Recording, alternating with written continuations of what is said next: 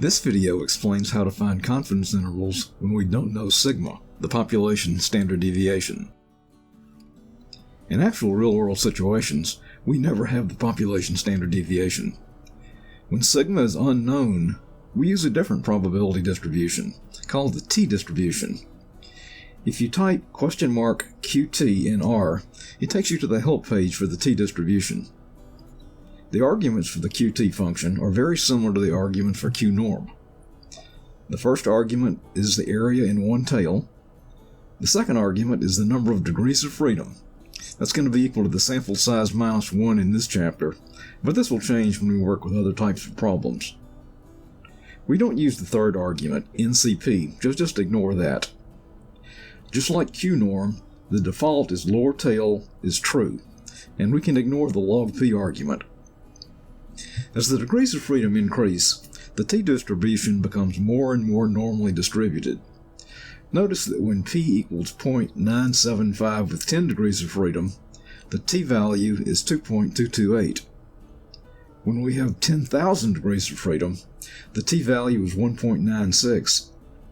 Almost the exact same value as z when p is equal to 0.975.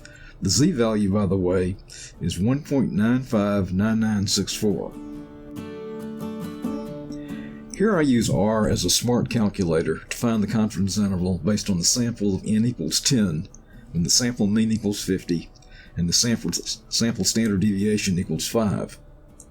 The first 4 lines of code define the sample size, the sample mean, the sample standard deviation, and alpha, the area in the tails.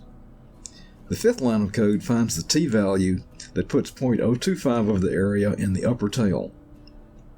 Lines 6 and 7 find the standard error of the mean and the margin of error. The confidence limits are the sample mean plus and minus the margin of error. We conclude that the population mean is greater than 46.42 and less than 53.58.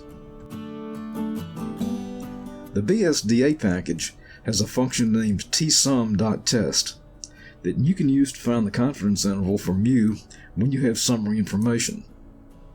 As you can see on this slide, the arguments are mean.x for the sample mean, s.x for the sample standard deviation, n.x for the sample size, and conf.level for the level of confidence.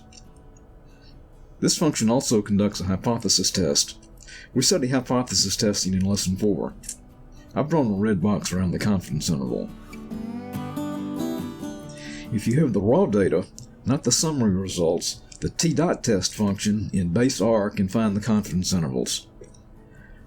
This slide uses the mtcars dataset that's automatically available in R. The first line, data parenthesis mtcars, loads the data. The second line, head mtcars, displays the variable names in the first 6 rows of data. Notice that the first variable is mpg, miles per gallon. The next line of code is the t.test function. The first argument uses the $sign operator to explicitly tell R to use the mpg variable in the mtcars dataset.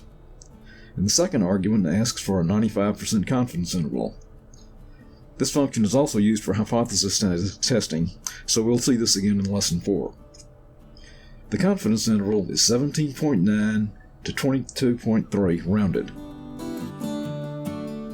In the real world, we never actually know the population standard deviation, so the t-distribution is used in many statistical applications. Thanks for watching, and please let me know if you have any questions.